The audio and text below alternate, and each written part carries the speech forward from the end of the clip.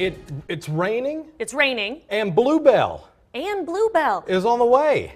This is official. Well, it's also, we broke the record for hot temps today, so Bluebell ought to be on the way. How we need that appropriate. Bluebell to kick off. Look, they tweeted this video today. They're not telling us where this truck is going, but that unmistakable Bluebell truck, and the world rejoices, or at least Texas. The noon tweet came from Bluebell. Said this is the truck that's heading out.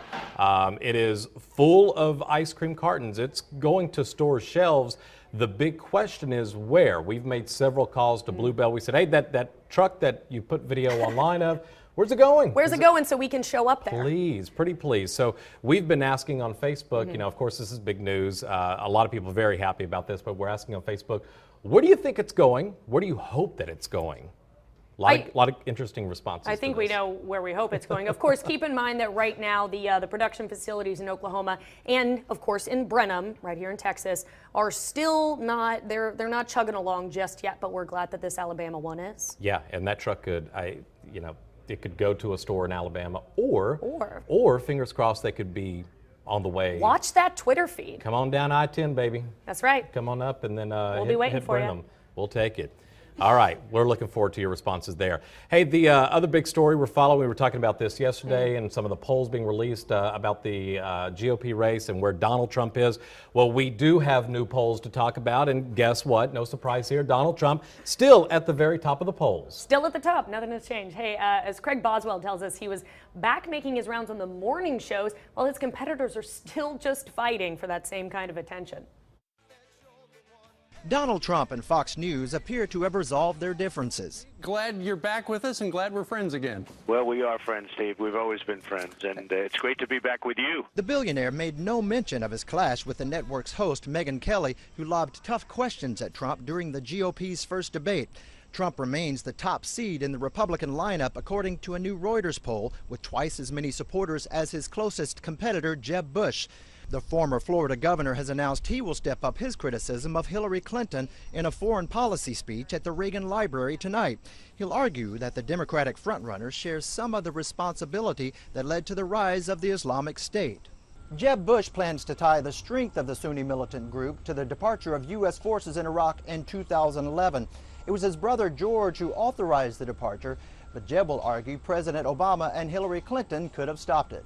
Campaigning in New Hampshire, former Secretary of State Hillary Clinton singled out Florida Senator Marco Rubio. When one of their major candidates, a much younger man, the senator from Florida, says there should be no exceptions for rape and incest, that is as offensive and as troubling a comment as you can hear.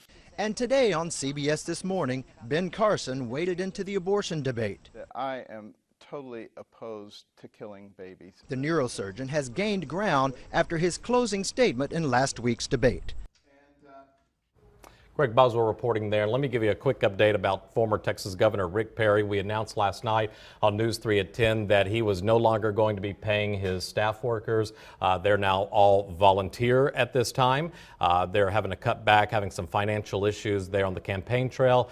But we do know that he's still in the race. He's still he's not bowing out. No. He's just saying right now we got some financial issues. No longer going to be paying the staff. Everybody is volunteer at this point. All right, the other big story, protesters, police clashing again in Ferguson, Missouri, a day after the anniversary of Michael Brown's death. The skirmishes last night weren't quite as violent as the ones that they were seeing on Sunday, but there were several arrests. Ryan Nobles has an update from Ferguson. The streets are calm and clear in Ferguson today, but there were protests last night despite a heavy police presence. The state of emergency remains in effect after shots were fired here on Sunday night.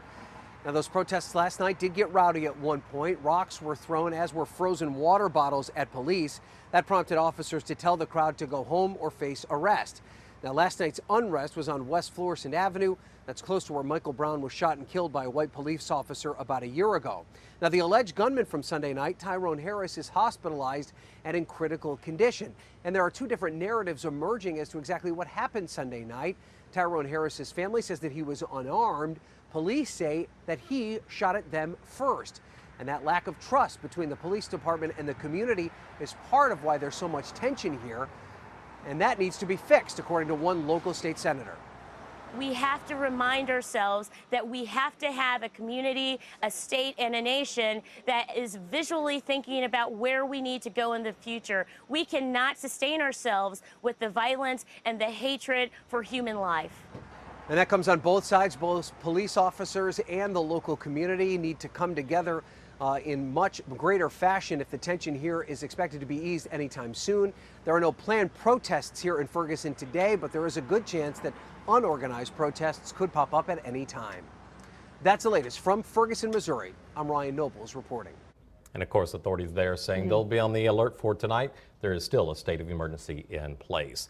Moving on to the 1-year anniversary, I can't believe it's been 1 year already, of Robin Williams passing away, but apparently we're going to still see and hear more from Mr. Williams. The magic of the movie business that he shot those, so many months ago. His last on-screen performance in Boulevard, it's in limited release around the country, set for DVD release on September 1st. So you really don't have that long to wait until you can check that out. And his final voice acting performance, it wasn't Robin Williams, just the best voice actor, co-starring Simon Pegg. That hits theaters on Friday. That's called Absolutely Anything. So if you miss him, if you can't believe it has been a whole year since he's gone. Still more to come. Still more to come. Get on iTunes, get to the theater. Absolutely. Check it out. Definitely missed. Hey, speaking of more to come, we're going to check in with Max again. There's rain on the radar, a burn ban in effect starting today for Brazos County and pretty much everybody else.